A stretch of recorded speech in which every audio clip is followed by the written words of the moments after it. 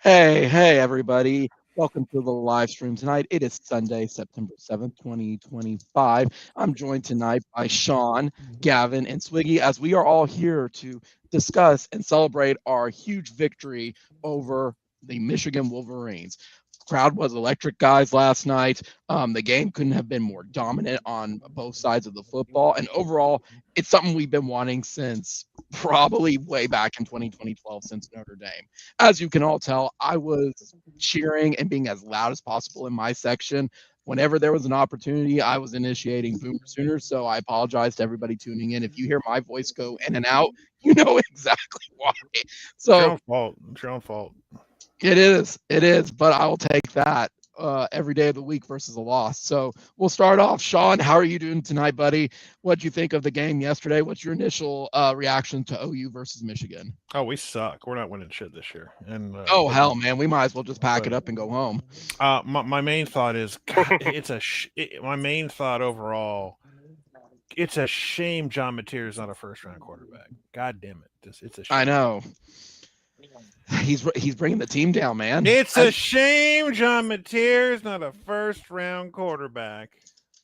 And he's Because not that's what Baker, we need to and he's focus not on. Baker Mayfield. It's a shame. I looked at the all 22s. It's just guys. He's not Baker. I'm sorry. He's not. He's just not. I guess he's not worth the NIL money that we paid him. I care more. So you care like a champion. Yeah, I care more. Yeah. Well, the average fan is trash. I care more. So I don't have a response for that. I'm never letting that. By the way, I'm never letting that shit go. In case you haven't figured it out. No, I don't think you will. that Papa Smurf prequel stunt double looking motherfucker. Anyway, so I know you're feeling like crap, but you cheered like a champion today, bro. Specifically yesterday. I did. I cheered exactly like a champion. I started all the Boomer Sooners in my section, and one guy, he turned to me and he went, "You're going to be the shit stirrer in our section, aren't you?" And I went, "I absolutely am." He's like, "Brother." Oh God, you're the guy who starts the Boomer Sooner chant. Oh my God. Yeah. Wait, what happened? He said, "You're going to be the shit stirrer," and I absolutely am. He patted me on the back, gave me a handshake. He went, "Brother, welcome to the stadium." And I had everybody going as best as I can a couple times. Like let the cheerleaders and the Roughnecks do that. That's their job. They start the chants. They put up the signs and they give you this. They hold up the sign on the one end, and one side of the stadium says Boomer, the other says Sooner. It's very choreographed. So all you have to do is wait till they do that, and you're good. So I could, but I wanted the energy to keep going from pregame all the way through the game at that point. And I mean, the crowd was rowdy. Kudos to the crowd again last night. I wouldn't put it as the most electric I've ever attended, but it was very animated last night. Did any Michigan fans ask you where they could acquire some cocaine? Because I heard one OU fan got asked that question by a Michigan fan. I did not. It wasn't Connor Stallions, actually, believe it or not. Oh wow. Was he actually in the stadium, or was that just a look-alike? Because I heard he was there yesterday. He's still. I'm pretty sure he still has to add to his manifesto, and he's stealing signs. That must be it. He must be. There's no law that says he can't own an iPhone right now. That's true. That's true. I'm sure. I'll be honest. I didn't really encounter a lot of Michigan fans personally. There was some that were like walking. They showed up. Kudos to them for traveling, but most of the interactions I had was just if they were walking by us or anything.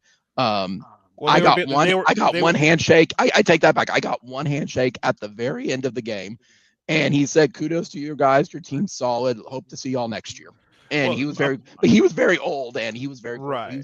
Well, most of their fans were incognito because they were probably part of the sign stealing operations for next season. So that must be it. I mean, it's a collective group effort. They stole signs for next year's game in Ann Arbor. So that's why they did so bad last night. But no, the only real highlight from dealing with any Michigan fans or anything was I did see a Michigan fan get his ass beat twice in the north end zone. Because when it was after the third quarter touchdown, when we kicked the ball into the north stands and people throw it over stadium, he caught it and decided he was going to walk it down to the front, and he got beat up twice. I don't know if the ball actually ever made it to him or made it from to around the these team. parts, are you? When a football from the other team gets kicked our way, we have to remove this cursed object from the stadium as quickly as possible. You are preventing us from achieving our goal. So he was preventing us from fulfilling our tradition. And I hope he's okay-ish, but like it was like the one Oklahoma State ball boy who tried to pull that shit a couple of years back. Oh, yeah. It's like, what the fuck are you doing? That was bitch? back in, 2020, 2022, I believe? Yeah, I think it was 22. That was like a year where it was like, oh, yeah, well, that was one of the few highlights of Brent's 2022 season was beating OSU. So, yeah. That atrocious game that we don't really talk about. But the game that we all walked away from both state ones very, very angry. So no, we won that game in 22. Yeah, we did. What are you talking about? We won the game in 22. No, we did, but both fan bases walked away angry from it just from the performance. Who cares? Who cares? Except Oklahoma State should drop football. Except the win. Be happy every once in a while. But yes, Oklahoma. No. Well, Oklahoma. Well, there's some. Well, yeah, Oklahoma State has issues. Drop football. Yeah. Stop. You shouldn't be playing that sport anymore. You're not committed to it. You can't afford it. You're done. Boone Pickens is dead. It's over.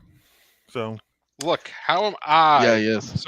Look, how am I supposed to compete with a team like Oregon? That's just not that's just not possible. And yeah, I can't think of anything worse than even mildly insulting Dan Lanning. Week. Dan Lanning decided that Mike Gundy had to be killed. Yeah, he did. And he did it well. He did it well.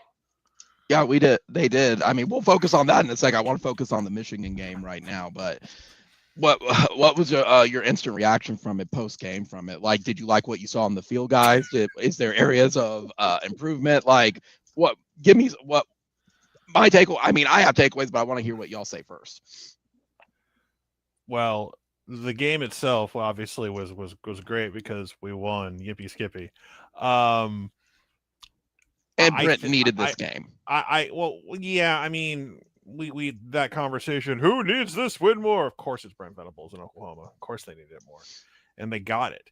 But I think what they showed the world, and Oklahoma is getting the overreaction media love. And I say it's overreaction because it's like, okay, I'm not jumping on that hype train yet with the way some look, because it's like it was the one big game of the weekend.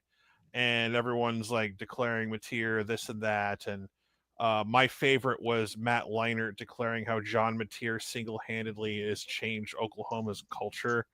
And it's like, I'm pretty sure there are other people who had hands in that. But you hear that, boys? Single-handedly! It's like, so that's a deep cut reference that I made today that nobody got. But that's okay, because maybe one person will. I think the best, if you just sum up Oklahoma's performance, with the exception of the opening of the third quarter, Oklahoma, 3 out of 4 of the most important parts of the game, they executed perfectly. Opening drive, they scored. End of the first half, scored. Opening of the third quarter, didn't do so hot. End of the game, milked the clock, and I would have liked to have done things a tad differently at the end there, and I would have let the 2-minute warning hit, but John snapped the ball and ran a play anyway and wasted a down as far as I'm concerned. But regardless, still kicked the field goal, went up 2 scores, and the defense was able to take care of it. For the time being, until proven otherwise, we are in a position where, and it's been like this for a couple of years, I don't have fear when the defense gets on the football field. And it's like even more so. I don't either.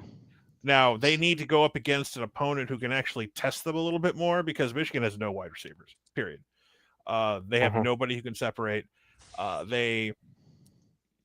Justice Haynes is a really solid running back, and I'm sure Alabama misses him right now because, I mean, maybe not yesterday because they played Yo Monroe and they someone reminded them that they beat them once, like almost 20 years ago. So Bama played a decent football game yesterday, but just to win, Oklahoma not only just needed this win in general, it's great to win that kind of game at home because we've had 2 of those games non-conference over the past 10 years where whether it's the Notre Dame game or the Ohio State game where we didn't get that big happy moment at home. Now we went back and gave them receipts like the following year respectively, but it's nice to get that win at home. Now, yeah, we'll talk about next year when next year gets here. That's going to be a tough out regardless. I don't know if Sherrone Moore's going to be there.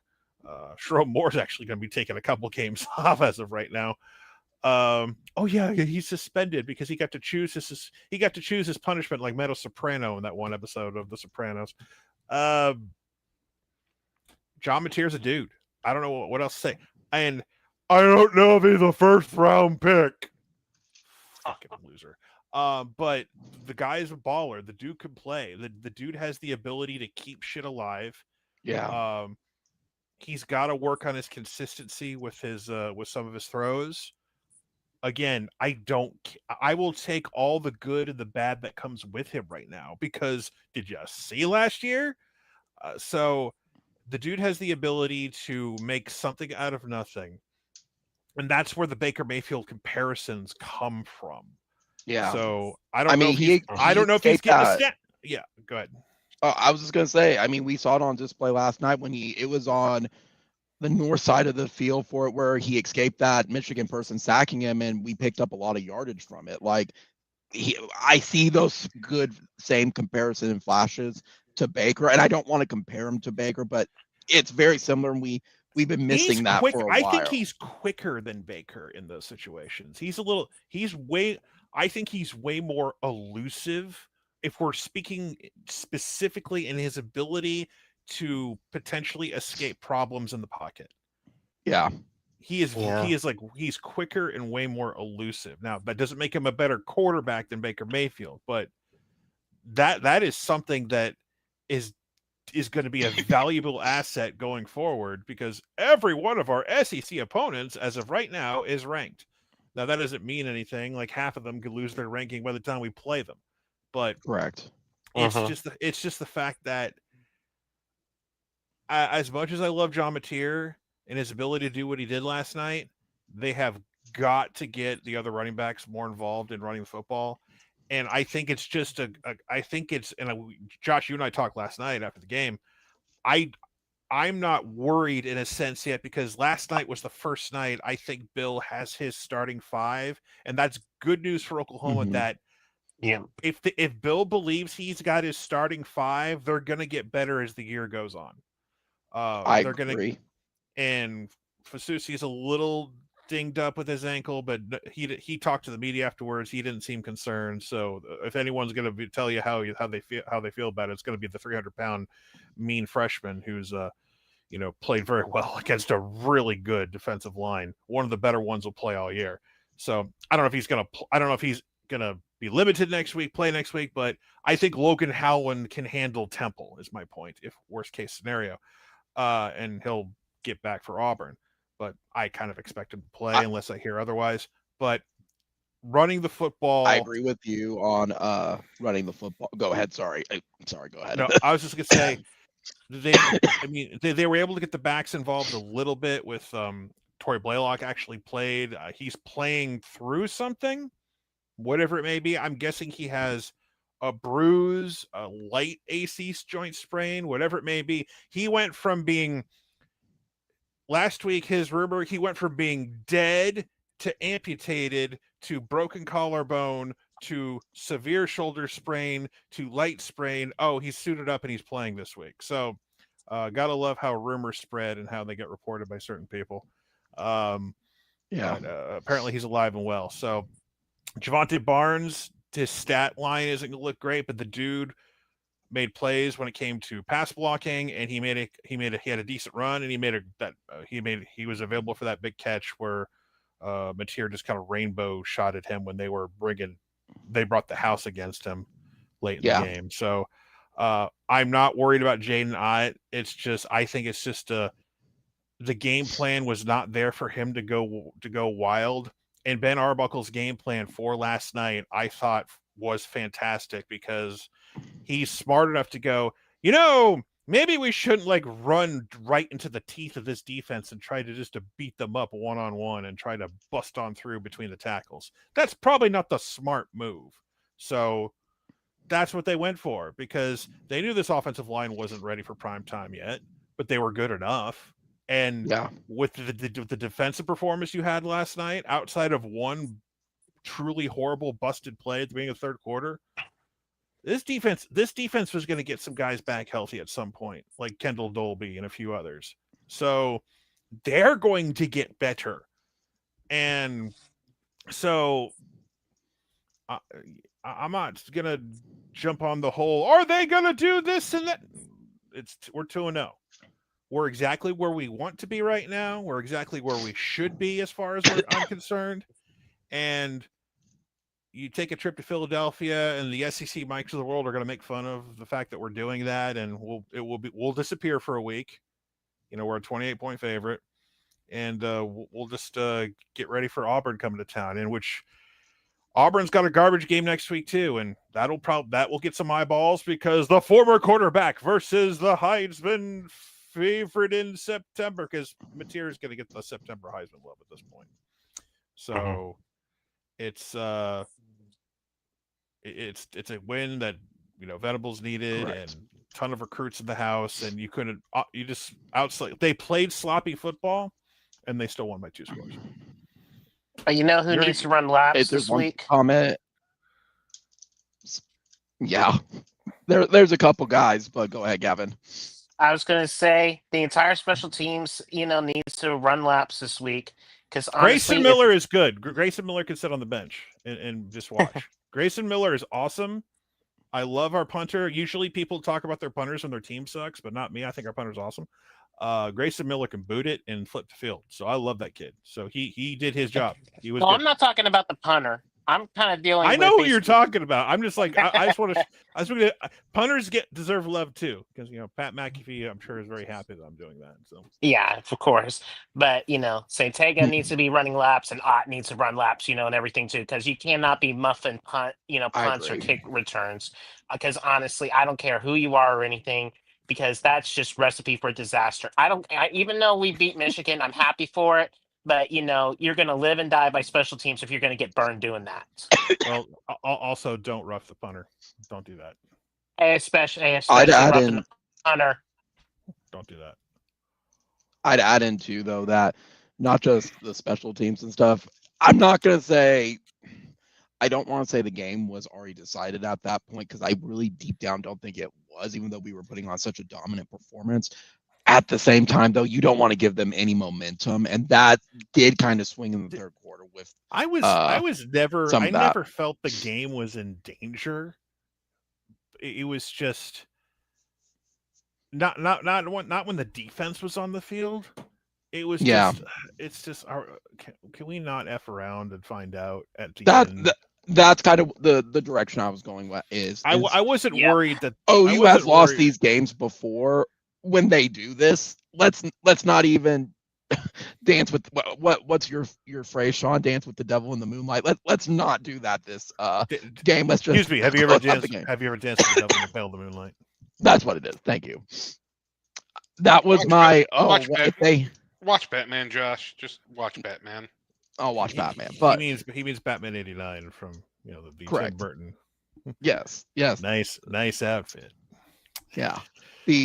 I in the stadium during that time, I was just thinking of some of the past winnable games, but also too, like, Mateer could have been intercepted a couple times, and that's where I was like, man, it only takes one of those, and then we're in a dogfight again. And I'd rather us have a two possession lead. It goes to what I've been saying. It's like I take all the good with the bad. Yeah. Because you're gonna listen. He has the ability to thread the needle. And there were some passes because there were some moments how the fuck did he do that? The one to Satania down the right side. It was like, oh my god, how did you do that? Yeah. How did you make that happen? I mean, if you're going to make a quote unquote September Heisman reel, that's what's gonna go on there. And I mean, he had some great tosses last night, like to Kanik a couple times too. Like that, he just I just see he reads the field a lot better. Like he already, I'm not gonna say he telegraphs because I don't think he does that, but he just already knows all my options gone. It's a shame he's not a first round pick. It's just a shame. It's just a shame. It's just a shame. We don't have what we had in 2016, 17, and 18. It's just a shame we don't have that. God. It's true. It's true. I'm gonna kill myself now because I heard that. Not really. I'm kidding. So anything else? I mean, we can talk about the defense and how just good Lord. I would say just briefly one thing you mentioned on Mateer and the O line. I would say Mateer being as competent as he is helps our O line a whole lot. It hides some of the weaknesses that we have for it. And I think that gave them a little bit to excel last night a whole lot. So I think that's a kudos to Mateer. I'm going to be very blunt about this, and it's going to be very sophomoric and like dude bro, but I'm going to say it. Sure. You know what? It just comes down to one basic thing. John Mateer is not a fucking pussy. He just isn't. He's not a wimp. He's not afraid. We had a quarterback last year. We had a quarterback last year who was a giant pussy, and he was scared to take hits. He was scared to take hits. But here's the flip side of that. I'm kind of tired of Mateer taking a lot of hits, and I do want them to get that run game. That's why I say the rest of the running game has to come around, because I don't want John Mateer running the ball 20 times a game. No. If he runs if he runs it 10 times a game, great. Thumbs up from me. I don't want him being our leading rusher. Like unless you're and this is like big what if, but if we're lucky enough to be in the playoff and he needs to take over a game, go for it, John, do your thing. But when you get to week 8, week 9, week 10, he needs to stay in the pocket. He doesn't need to stay in the pocket. He's just, when he takes, he's got to pick his runs where he can run and get out of bounds. He can run and move the sticks. Like, I don't want him going up the field and being, because someone's going to be willing to take a shot at him and get ejected for targeting. That is going to happen. Someone's going to say, we have chosen you to be our sacrificial lamb. You're going to miss the first half next week, or you're going to miss the rest of the game. Go give him a headbutt or something, anything. So someone's going to be pissy and someone's going to or it's going to happen. Someone's going to try that shit. So now, but it circles back to how, if Bill has his 5, like I think we do, because offensive line wasn't perfect. They still need to get better, because they won their fair share. They lost their fair share, because like Michigan's still good on the front. And they had some disguises, and they had some fakes, and they missed some assignments, but I think they will get better. And Fasusi is good, and we get 3 full years of Fasusi minimum, assuming we keep him paid and happy and everything, which I don't see why we wouldn't at this point, because Mama loves OU and we got to keep that going. But we get 3 full years of Fasusi as our left tackle, and he's only going to get better. At minimum, we get 3 years. So I'm loving that prospect. And Cooper Hackett, I know you committed to Tech and why you did, but let's be honest, we all know where you're coming. Come on, Cooper Hackett, you're gonna flip. It's okay. Cooper Hackett, I know you got time. You don't have to do it right now. You got 1.5 years to figure this shit out. But we all know where you ended up, Cooper Hackett. You ain't going to Tech. Yeah. You ain't going to the Big 12. Yeah. Like, so, but people, Cooper Hackett committed to this. Like, no, he committed to Tech so he would have a spot somewhere. Like, this is the game for recruiting. This is the type. How many times have we heard the idea or the rationale from various recruits, like especially from Josh McCuistion, where it's like a lot of recruits love what Oklahoma's selling and love the idea, but they got to see it produced on the field. It can't be what it was last year. And guess what's happening right now? They're showing it on the football field. And if you do that against Auburn, and if you could definitely do that against Texas, Because if I'm a Texas fan, I don't care that Arch quote unquote looked better against San Jose State. I see a lot of the same problems I saw against Ohio State, but against an inferior opponent. I saw my offensive line is still suspect, especially at right tackle. My supposed 5-star wide receiver can't catch a cold. And your number one receiver is Livingstone, who's a nice he's a nice option, but him being your number one, it's not that he can't make plays, but that's a problem. They miss Matthew Golden. They desperately miss a guy like Matthew Golden. Defensively, they're still going to be talented, but they make stupid mistakes. And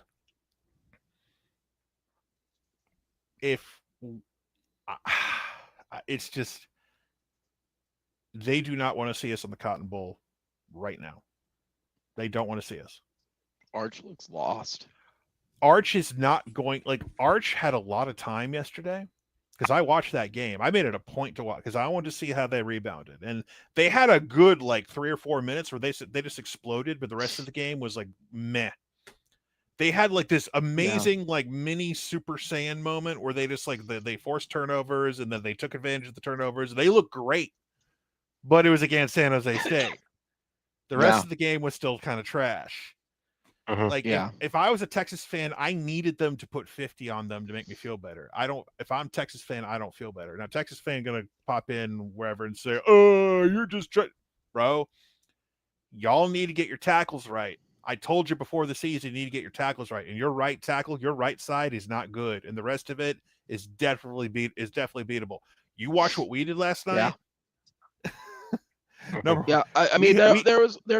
I saw Fanatics tweets. Even he's starting to get worried about Texas. It's not to him. Some stuff is not trending in the wrong direction, but there's stuff this is already stagnating, and we're in week 2. They got to figure that out. Kind of like we had last year with Arnold. Well, they had a lot of things they took for granted. They thought develop. they were going to be legit, and guess what? Defensively, I still think they're going to be a very good football team on that side. I don't think that's changing. The other side of the ball is a problem. Yeah. And now the commentators yesterday in highlights that I saw. Go ahead. I was going to say, there's this conspiracy Zapruder film thing where Arch is allegedly is hurt because he's wincing after throws. I don't know what's true or not, and I really don't care. They're playing him. Yeah. So if you have another Quinn Ewers situation where you're playing a hurt QB and you're going to use that as excuse number one for why you failed to live up to expectations, I don't want to hear it. If he's hurt, he's hurt. Pull his ass and put in your backup and consider your season over. They're not gonna do that. So no, Sean, but you need to understand, Arch had 5 touchdowns. Where are all the haters this week? What did I say before? You don't get credit for things you're supposed to do. But that's you don't. My narrative. You're ruining my narrative. You don't get credit for things you're supposed to do. I agree. I mean it was fine. It was a performance, but yeah. I saw Texas fans in my chat. It's everyone took our school. We beat Clemson and we beat Arizona State. Dude, by that point of last year, you were supposed to beat those teams. Yep. Yeah. Okay, you dominated Clemson at home in a playoff game who had no defense. Okay. And then you want me to pat you on the back against an Arizona State team that was one play away from ending your season. Yeah. No, I'm not giving you credit for that. I'm sorry. You were supposed to win that game. But you know what? But you know who should have won their game but lost so badly was the Florida Gators and everything, which what I was supposed to be. I watched Before we jump to Florida, I do want to talk the defense really fast. I do want to bring that up because I think defense did fantastic last night. I think they were suffocating. They were dominant. I think outside of the one busted play, which they did complete misdirection, and kudos to Michigan for that. Underwood, from what we were seeing in the stadium, he was throwing to his right the entire night, and he did a left thing, and they all busted on it. Kudos to him running it, and but besides that, like they just shut down any type of Michigan production. It seemed like the game plan was they loaded the box up and said we're daring Underwood to throw it at times, and he just couldn't make those throws. I understand the tight end was out. I understand he doesn't have receivers, but they dared him, and sometimes in the past we've gotten burned by that. He was. I mean, Klein's a good tight end, but I don't know how much of a difference he would have made at the end of the day. Maybe a little bit, but I'm just like Peyton Bowen got suckered in on that first play of the third quarter, and he. Oh, so did Peyton. I was thinking Fasusi for a second, but Peyton did. Three of them did, though. You see all of it, the angle was just wrong, and they all just shifted. And then it was like a realization of, crap. And then that it kind of just happened. But then they gathered together and regrouped, and that was it. The one stat that really kind of pointed out to me, and this is something that I kind of saw throughout the night, when there was blitzes and everything, Underwood did not do really well at all when there was blitzes that were throwing at him at all. So like any sort of blitz and everything, he probably got like maybe one completion out of a blitz, and that was maybe it. I agree. But it was like, but when like Mateer got blitzed, he was making every completion that he can, whatever blitz that was being thrown at him. One guy has more experience. The other guy is playing I understand that there's more experience. I understand that, but that was just something where and especially I understand it was Underwood's first game on the road too. I get that, but that was just the whole difference of the game, if anything. Especially within all that, and then another part too. Michigan was like 3 for 14 on third downs as well. And then OU with 9 for 17. I mean, they were winning it on third and fourth downs, the entire night. OU is a top 25 team in third down conversions right now. It's only 2 weeks, which is wild based on already last year. The Gavin, you mentioned that, and to me, Underwood played exactly how I thought he was going to be as a freshman on the road. Now, I think he's going to be very dangerous next year as he gets more experience. Well, he's got to get some wide receivers. More guys. Yeah, but he played exactly as I expected him to. And even then, he made some pretty throws for the ones that were actually completed. He's going to be a very competent player, and I think they have a good quarterback. I will say for the defense too, man. I can't tell you how loud the stadium got when Kendall just read that defense and read the offense and just lit up the Michigan. Well, you could actually just blame it on that Michigan receiver for not blocking him. I mean, if it's supposed to be a little wide receiver screen, that's basically on your receiver. And there's an old saying, no block, no rock. And you're not going to get the rock if you're not going to block. Well, I don't know if you didn't see it on television, but that I could see the souls leaving their body and going to the ancestral plane. Man! This is the second week in a row. We've sent souls to the next plane of existence. We sent them to the shadow realm. No, we sent them to it's the ancestral plane. And so I'm sticking with my MCU references here. Sure. Either way, that hit, you heard it, and everyone in the stadium was like, ooh. And every time Underwood got sacked, it was music. It was defense put up a show. It was we have without question our best defensive line maybe ever since the beginning of the Bob Stoops era, maybe our best D line ever. Yeah. And I know it's a little high. I know it's a little hyperbole, but Jane Jackson just moves people. Like if you need someone to move furniture, get Jane Jackson. That's just what he does. David Stone had his best game. PJ had his best game. PJ did great. Yeah. There were moments where people were sharing clips online. There were moments where the defensive line, the line of scrimmage, they moved it all the way back 3 yards. They were just putting the Michigan center might as well quit football. Their center might as well just quit football. This is not for me. And literally, this is not for me. And we discussed that on the last live stream, and just there was the it was going to come down to the trenches, and was OU's D-line going to basically belt to ass the O-line, Michigan's O-line, and they did. I mean, when you look at some of the research on some of the Michigan guys, like, they're not bad. They're loaded for it for like their experience, but then when you realize a lot of them aren't even first, second, or third team, like only 2 of the guys matter. It's like, oh, it seems like this O-line's more of like really basing this, but it can plateau really fast.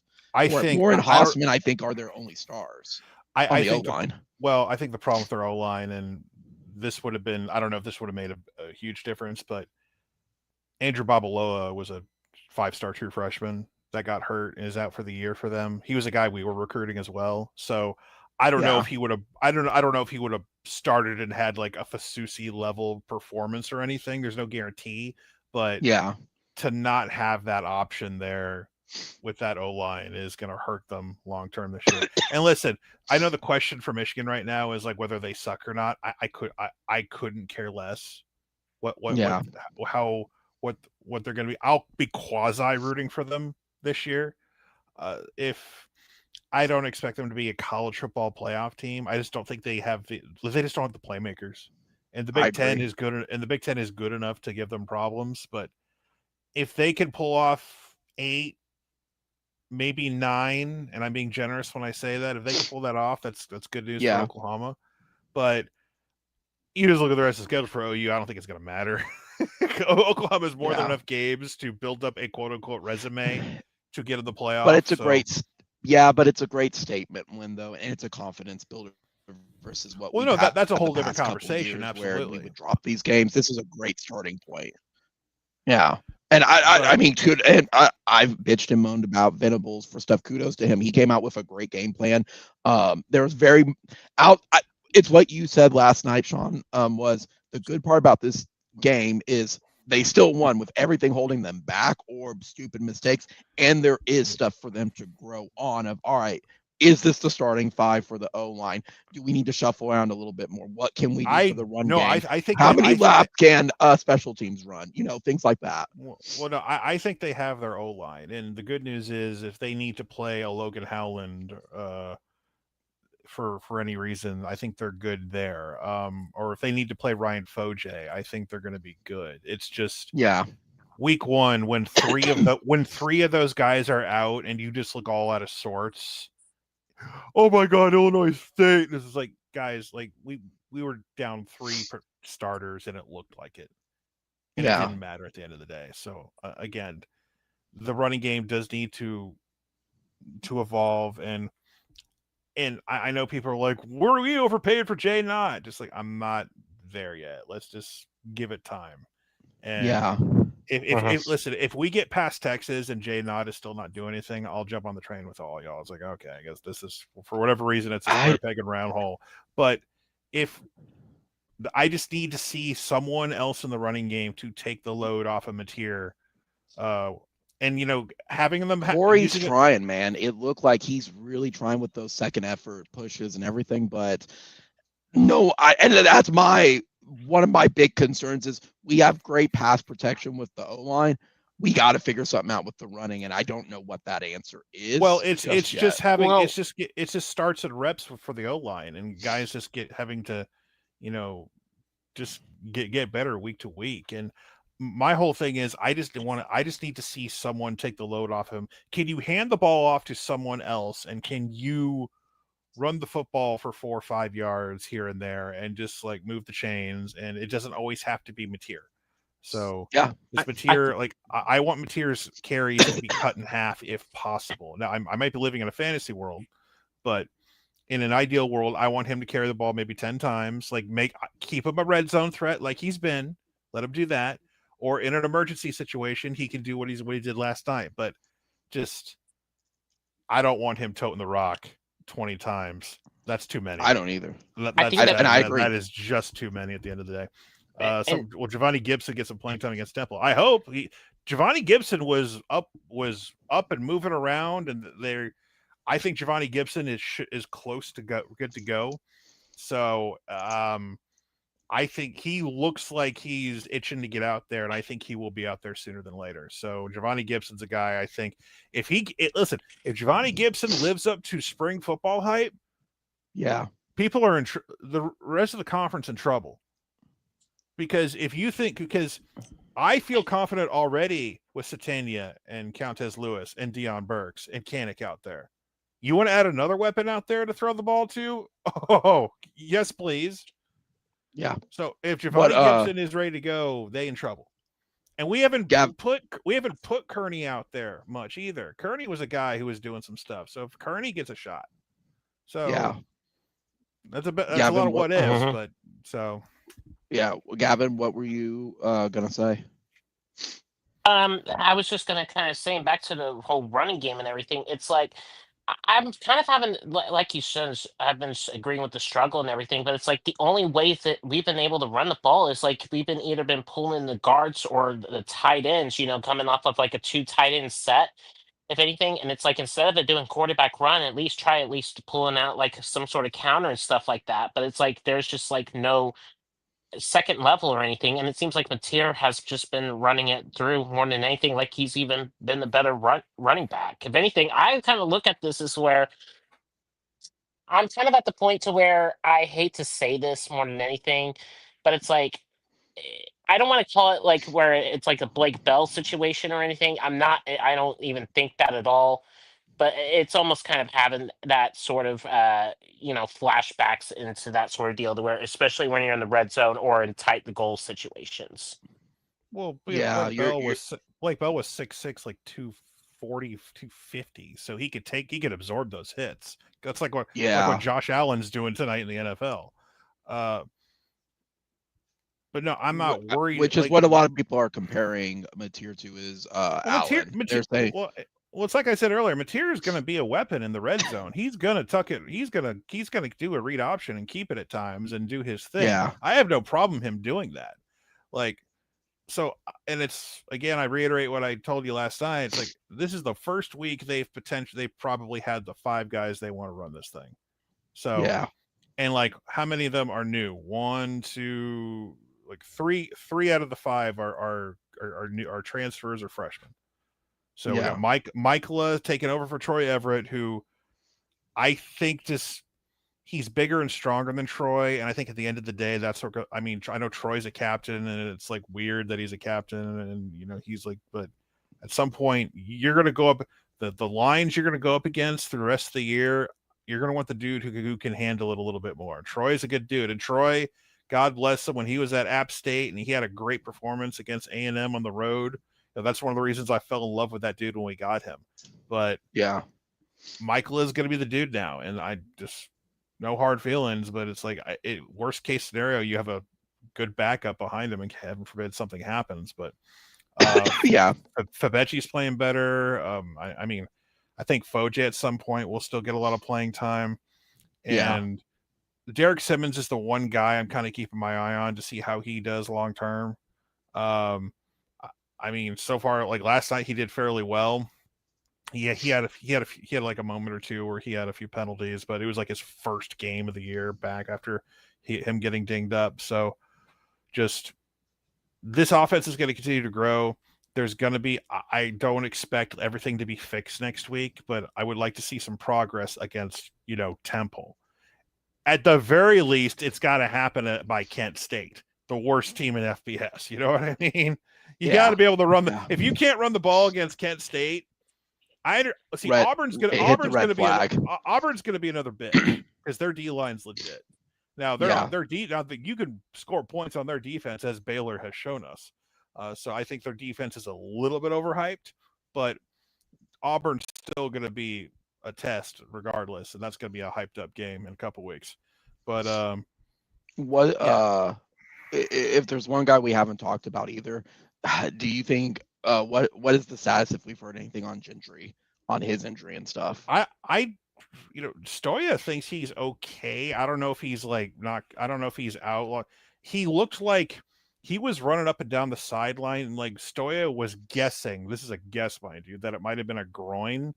So you were on some sort of weird spaghetti-y shit last night. And I was like, "What are you talking about? That's not no one on the planet's saying that."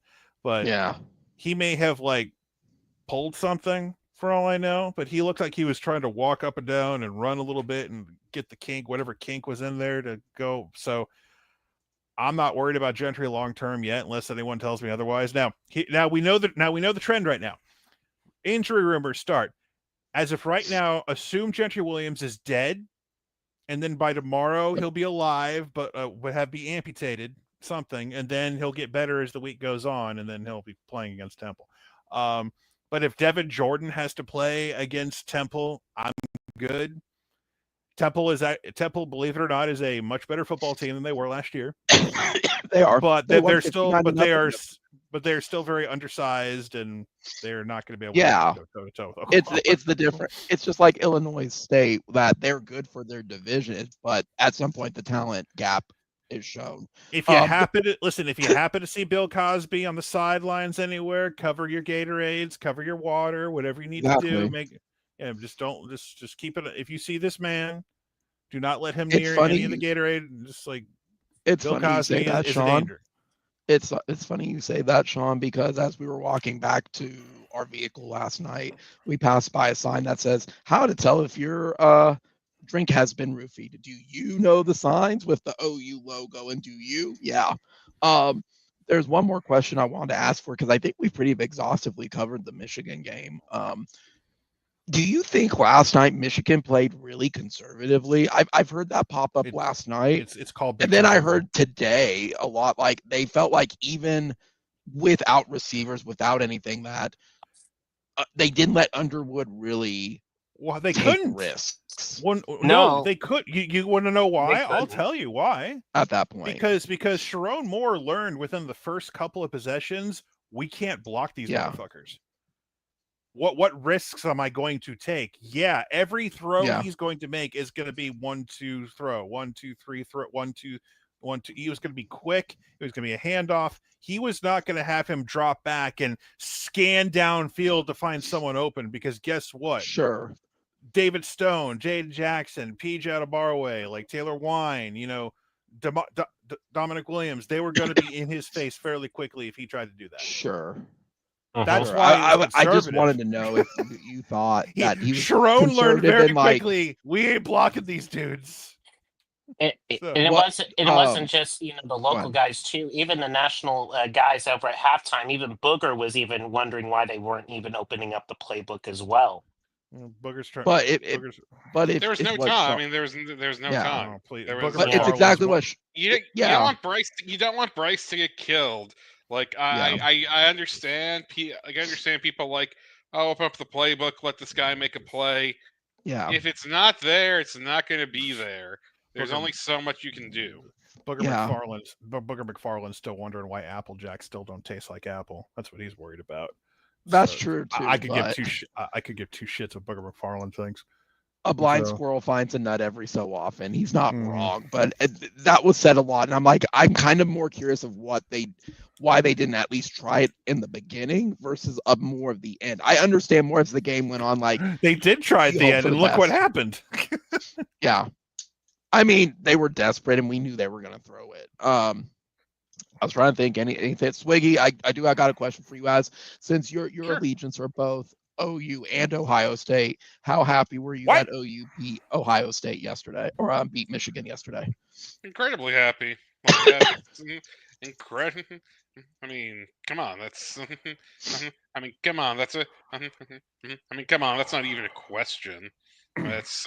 I'm always happy when Michigan loses. Always happy when Texas loses. And I mean, OU's number one. I was happy when I wasn't like happy when Ohio State beat OU, but right. I was happy when OU beat Ohio State. That was fun.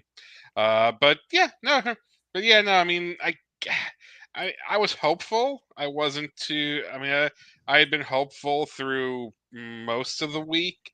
I guess cautiously optimistic would be a better word for it. But yeah. Well, Ohio State and Oklahoma work together by both defeating each other's rivals. well, not just their rivals, they're obnoxious, stuck-up douchebag rivals. And Yeah. there was also another Oklahoma and Ohio State tag team moment today with a Baker Mayfield and a Emeka Buga today. Yeah, that's So, Yeah. another Oklahoma. That just says so much about Ohio State's wide receivers over the years that people just straight up ignore it. People just straight up forget, didn't realize how great this guy was, and now it's like he's in the NFL. It's like, oh yeah, this guy actually was amazing. Yeah. He kind of, and I'm being very, very loose when I say this. He kind of underperformed because there were so many other awesome dudes like around him. So Yeah. it was kind of hard to stand out and be the dude. Like he would have been he would have been the dude anywhere else, but he went to the Ohio State wide receiver room. So, Yeah. it's kind of hard to be the dude when there's like a certain someone who if he didn't get hurt in the semifinal, he probably would have like led them to a national title and beat Georgia. But Regardless. Yeah. The only other thing I can think of to build on from the Michigan game as well is just figuring out how to get over the third quarter slump. That does seem to be a trend with Venables over the past years, and I don't know if it's due to adjustments. I don't know if it was just they are trying to mix up different things, but that is something I do hope that they are able to get over. That said, go ahead. I was going to say, too, like that 75-yard run. I mean, that the whole defense and everything wasn't able to adjust in time, and everything. And a lot of that was all pre-snap movement. When they move like 2 or 3 tackles and everything all the way over towards the left side, and they were not adjusted and everything right before the snap. So a lot of that was like they kind of were just kind of flowing through the motions before the snap began with anyway. Yeah. Overall, the Michigan game, I'm glad we won it. I know it's not a top 5 game. Really, I prefer winning to really. You're glad we won, Josh. You're glad I'm losing myself. Let me finish. I know some people are like, but it wasn't like a beating a top 5 team or a top 10. You only get one opportunity to beat the team for the first time on your home field when you first encounter them. After that, there's not a whole lot when it becomes a big. It was still a big atmosphere and a big game. Pre-game stuff, tailgating was great. I think they said people stayed like literally all day and like showed up very early. College game day, they said the turnout was great. Fans were already in the stadium as early as an hour. Overall, just great game, great environment. You brought the W home. Gavin, you and Sean, you were mentioning it a little bit earlier, so we can kind of pivot to like recapping. Unless y'all can think of anything else, we can kind of recap week 2 in general. But while we had a lot of success in Norman and we're celebrating and we're popping champagne that we defeated the evil blue team up from north, Kill the Blues, OSU's got a lot of problems. And at what point is it time for them to admit it's time to let Gundy go? Well, no, it's time to drop football. They should just. Yes, of course. They do not exist. They do not exist to me anymore. They are invisible. I mean, they're not going to. They're in that. They should. They're in that mode where Gundy's been there for so long, nobody wants to make the move. But the fact is, and look, here's the thing: if you're not going to invest in football, it doesn't matter what they do. Well, your sugar daddy's dead. Your sugar daddy died. Eat Gundy. You know how I know? Or fire Gundy. You know how I know it's over? You know how I know it's over? Like, Gundy's doing shitty commercials, poking fun of his rant from 2007, which is almost 20 years old at this point. Yeah. Like, it's over. It's like Gundy even admitted recently, like within the past year or so, we just now started doing NIL. Do you think it's like you're not going to survive? It's over. And everyone who wants Bedlam back, I'm sorry, it's like I don't think. And remember, they're the ones who decided to not keep the rivalry going. OU was more than willing to keep it going, but they were like, sorry guys, we have committed non-conference games. Do you now? Okay. And then Gundy had the arrogance to go, the reason Bedlam is not happening anymore is because Oklahoma has left the conference. Okay, motherfucker. Let's sit back and see what happens long term. And go ahead, make fun of our first year in the SEC. See what happens long term. Yeah. Guess what's happening? Yeah, exactly. and That's the prophecy foretold. They're collapsing. Yeah, they're collapsing. Look, here's the thing. Well, Gavin wants to say Gavin, something. go on. Yeah, go on, Gavin, go on. Yeah. Okay. Yeah. I mean, the whole crazy thing about it though too is like, it's kind of hard though too because it's like I've really even seen it even with some of the folks that I have worked that are OSU alums or OSU side on this side of the state and everything. They've all are really at the point to where it's like Gundy's been way past his time, even back towards 21 and 23.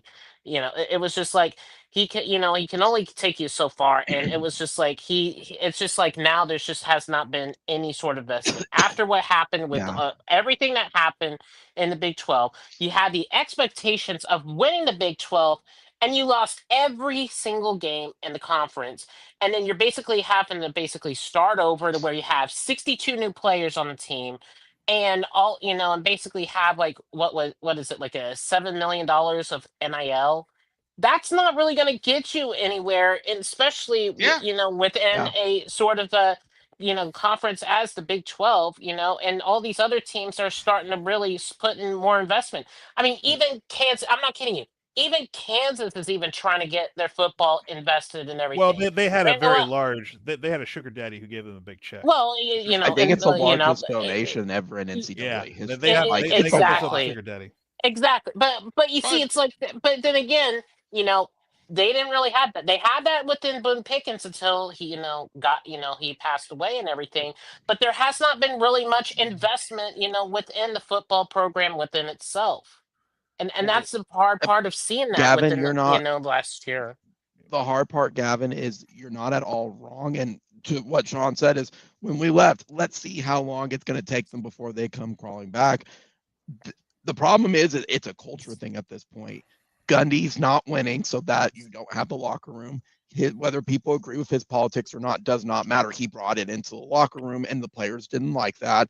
And now he's throwing players under the bus too, and talking about like, well, you just have a better roster because you're paying for it with NIL. Oregon, you know who says that?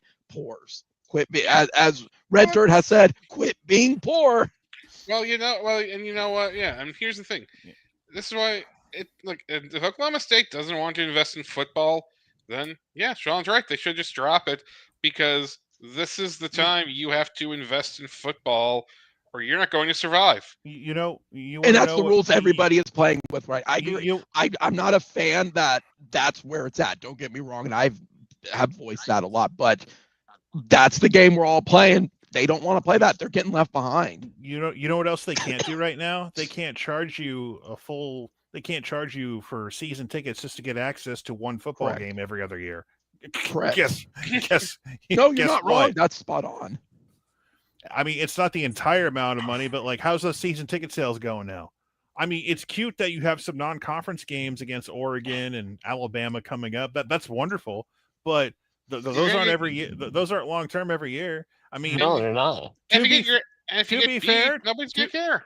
To be fair, Oklahoma State is going to turn into one of those programs while they're in the Big 12. It's like, because it is mandated by the time all these power conferences are going to have to play against a quote unquote Power 4 school, and they're going to be very, very attractive because they suck so much and they fill that and they meet that qualification. Because they're going to be that bad. Every Big 10 and SEC school going to call up Oklahoma State. It's like, hey, why don't you come do it? Let's do a home and home. Help your season ticket sales, and you're going to bleach off of them instead of us. Have your every other season ticket sale, but it's not going to beat having Bedlam every other year. I know they're going to miss that change. Yeah, they have a victim complex with Gundy, and at some point, it's time to part ways with Gundy. And Gundy's got salacious pictures of somebody. He's got some blackmail material. It's probably T-Boone. He still has stuff on T-Boone. But he's dead. So what am I know he's dead, but yeah. Uh-huh. I had to hear 15 years ago how their new athletic facilities were supposed to scare me. And I got news for you. Which that was like over nearly 15, 17 years ago? That's what I said, though. I had to hear 15 years ago how their athletic facilities were supposed to scare me. Yeah, but I'm in a sense, though, because the game has changed on that, they weren't wrong because that's what spurred us to update our weight room and everything where we were lagging behind. But and no, it was like, it's time to the do point that. is, it didn't matter. Them upgrading the facilities didn't like do anything with us. It did not matter at the end of the day. It really didn't. Like OU was always going to upgrade their facilities at some point. It was always going to happen. And it's just like for OSU's got all these state-of-the-art facilities now with their sugar daddy. But it's like, and they play that little quote from Barry Switzer, and he's like, that strikes fear to my head. And I love Barry to death, but Barry every once in a while has a silly take, and he overreacted. And I'm sure that was his way of like trying to spur other donors to, we need to upgrade our stuff too. It's like, they were going to do that anyway. There's plenty of people around, but which circle back to OU Michigan. It's one game, and I'm sure there's some people who are like, if you're worried about NIL and donations, like pocketbooks are starting to open up a little bit after that game last night. So if trust me, and if you beat Auburn, you beat Texas, and you go into SEC play with like, they're good, because everyone's pointing out our schedule. Everyone on our schedule is ranked. It's like, yeah, I know. This isn't new. No one walked into this like year thinking, and this is why I said, if we go 9-3 for whatever reason and we don't get in this bitch, I'm calling foul. Because all I keep hearing how tough the schedule is. Now, do I expect to go 9-3 at this point? Not at this exact point. I still think they can win 10 football games. But you look at the rest of the schedule, and I don't care what Alabama did to Yola Monroe yesterday. I need to see them play another real football team again. But agree. Auburn talking about them beating Baylor is like, dude, Baylor put up points on you. Like you didn't look that scary at all to me. I'm sorry. So when Auburn comes to town, it's like, please, you're scary as SMU right now. SMU boy. Oh boy, that game. What happened with that again? What happened on it? SMU choked. They choked. SMU choked it. SMU is up 14 points with about 5:30 to go. Baylor ended up tying it. To be fair to the SMU kicker, that he had a chance to win it before overtime. It was a Big 12 football game. Why isn't SMU in the Big 12? Seriously. Yeah, it was a 57-yard field goal. I don't blame anyone for not making that. Anyone in college for not making that. Let's circle back to our schedule real quick. Yeah. Real fast before you go into schedule, it just reminded of me as we were talking about it. There was something that made me genuinely laugh in the stadium last night as I remembered it. Right as the clock hit 0 and it was final, someone in my section yelled, "Eat shit, Saban," caused our entire section to just laugh because Saban picked against us, obviously on College Game Day. But it was great. It's a very much in the moment type of deal. Anyway, I know, but people pick against us all the time. Who cares? It's still funny. He always has. Look at this. I don't care what Saban says. Anyway, our schedule. So we talked about Auburn a little bit. We've talked about Texas. Oh well, Auburn at this point looks like, as if you're including for what we're. Speaking of Auburn, it does look like it's going to be a night game at this point.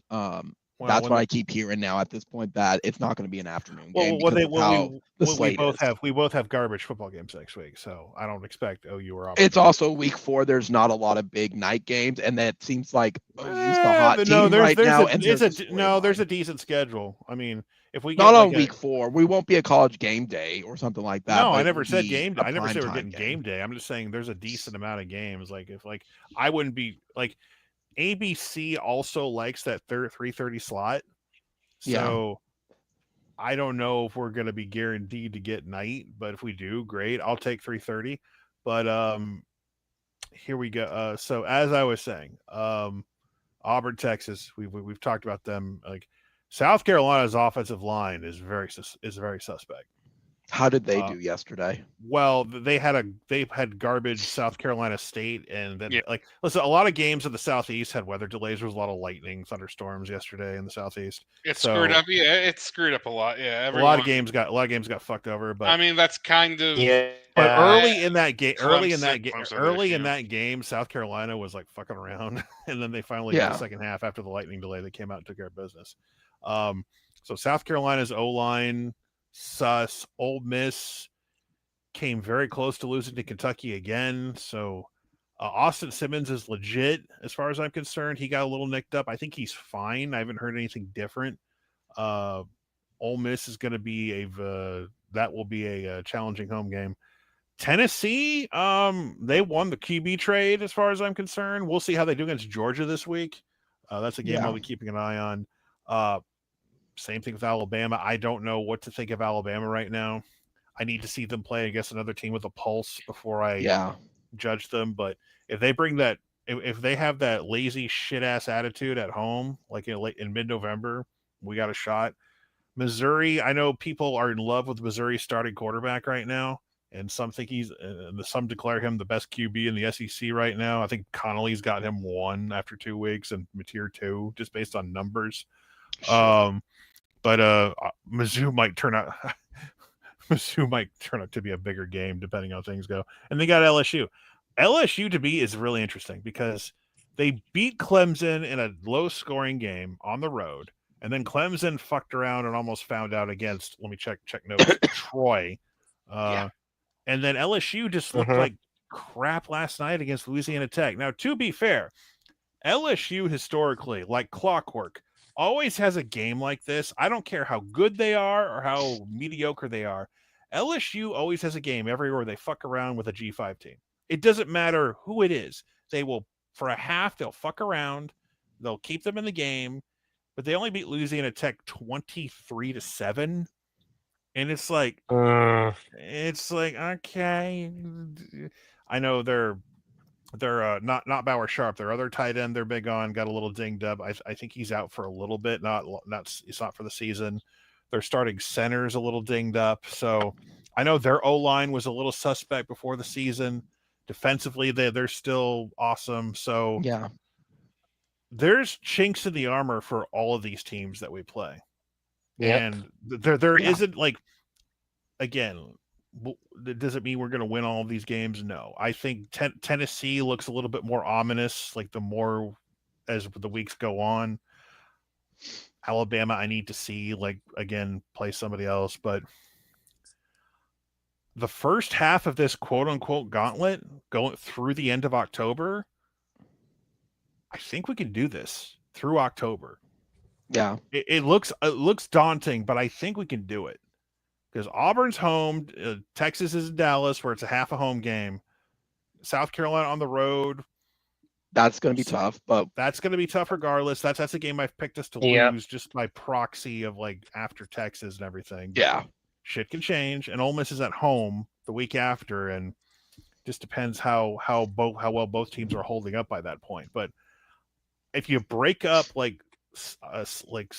those 4 games, like the one game in September, we get a bye week, and then I say we have a bye week, but we play Kent State. We have a bye week, then Kent State. So we basically get 2 bye weeks to get ready for Texas, in a sense.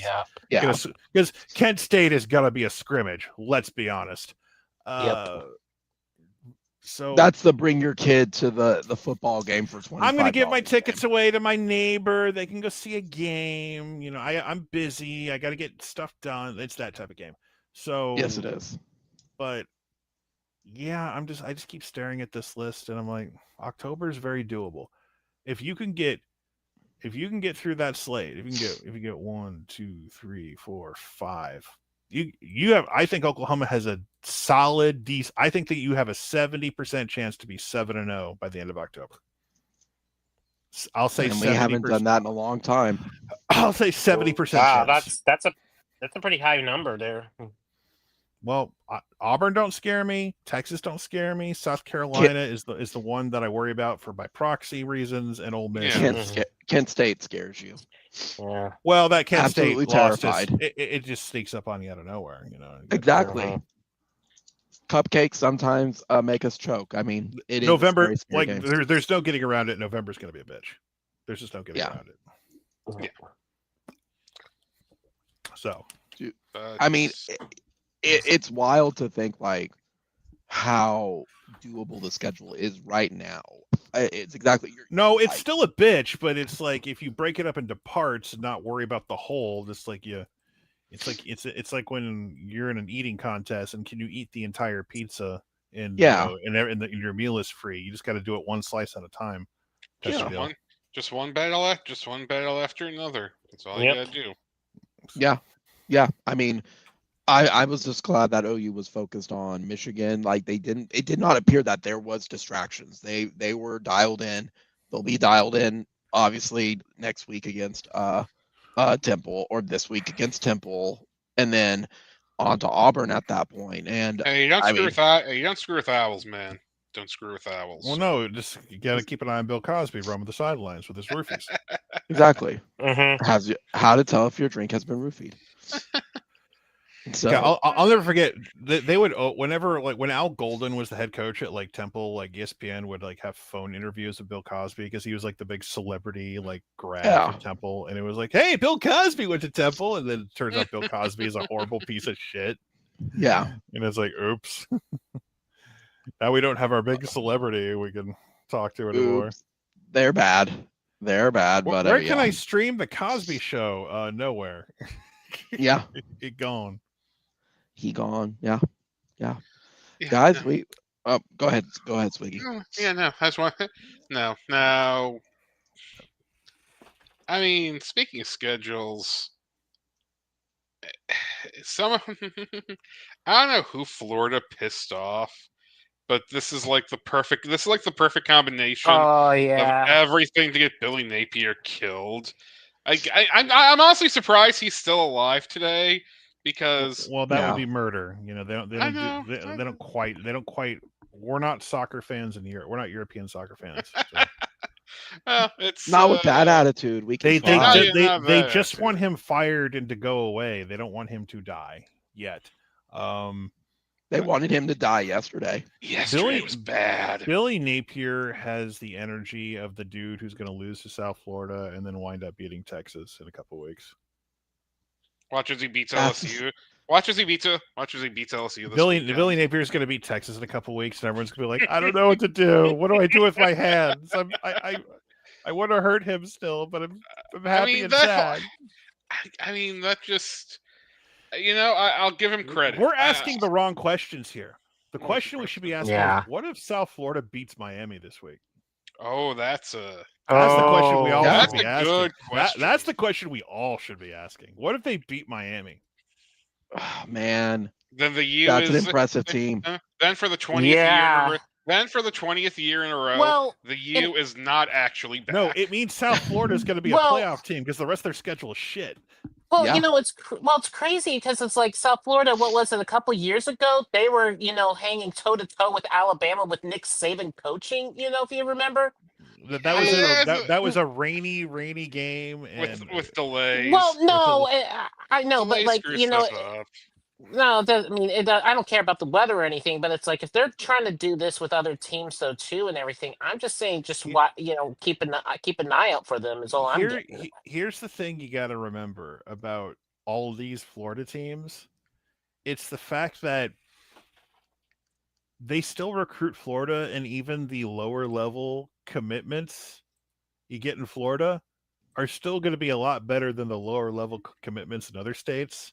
So it's not that shocking that South Florida can hang a little bit. I mean, UCF, people didn't think about that. UCF years ago was kind of one of those teams.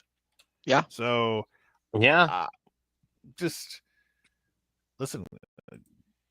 Gullish got something going on now, man. If he pulls off this week, all of a sudden they don't have anyone daunting on the rest. It doesn't mean they're going to win or lose, but if you have wins over the Gators and Hurricanes, you're going to the playoff.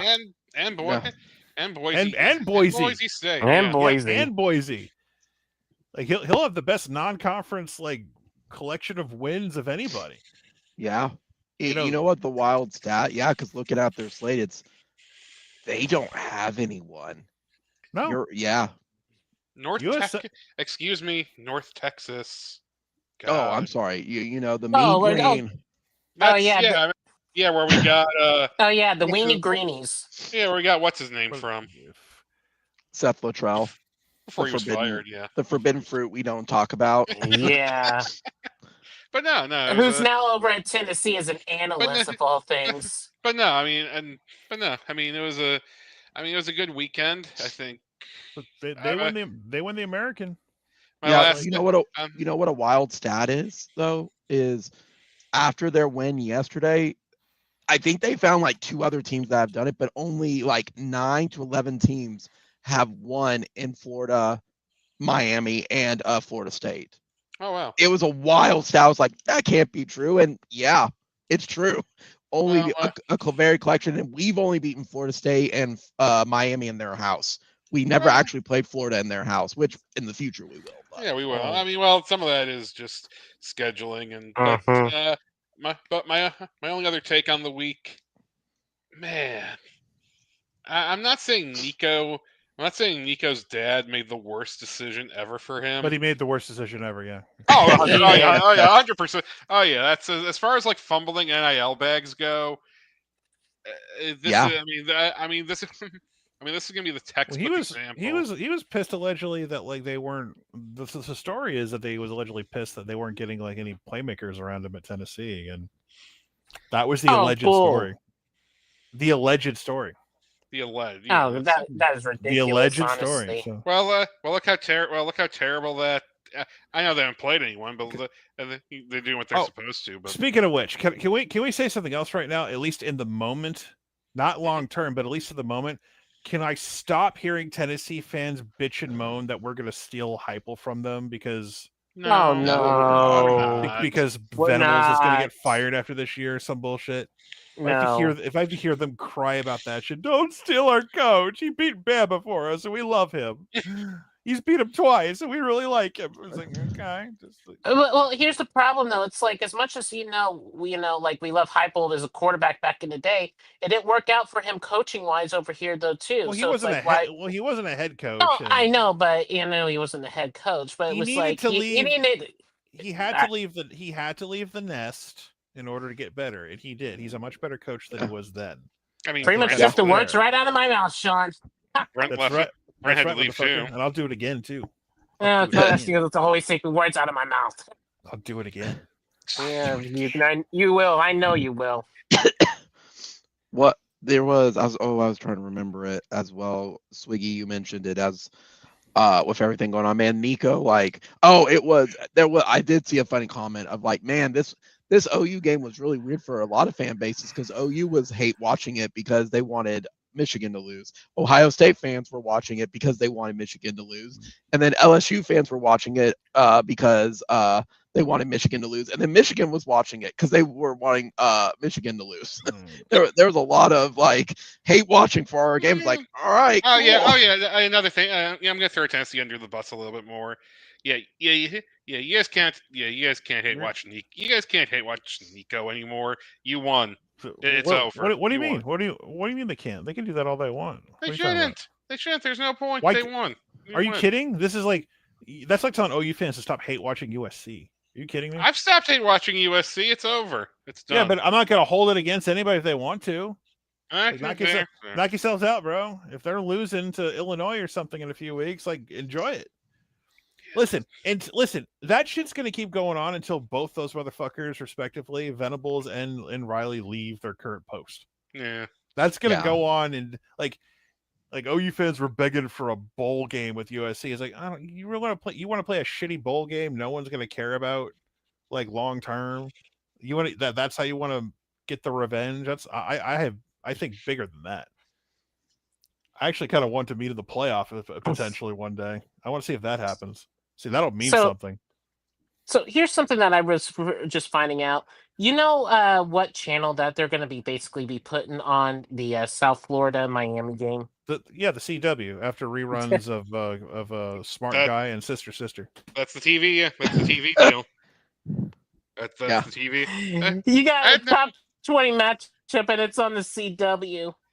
Good. I mean, that's fine. That's fine. It's a lot of people. Gavin. People get the CW.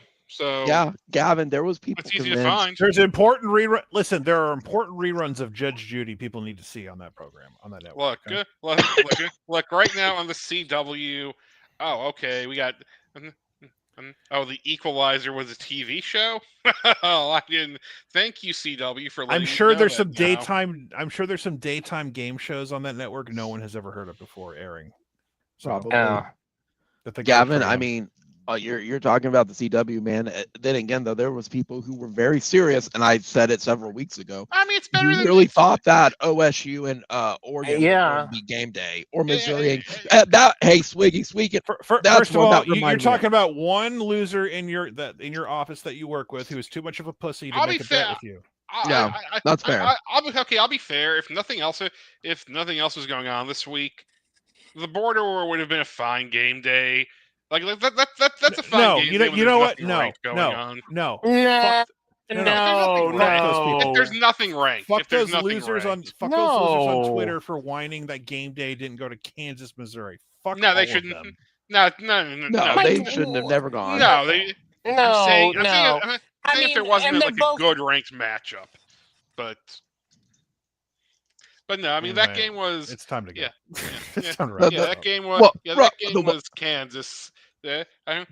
Just spectacular. I give Kansas credit. They came to play and then they imploded on themselves like everyone knew they would. Yeah, but Swiggy, you know what the best result to come from that game was the kick for $25,000 and the hate that flowed through someone. Oh yeah, ripping his shirt off, going "FUKU" and kicked it to the sideline.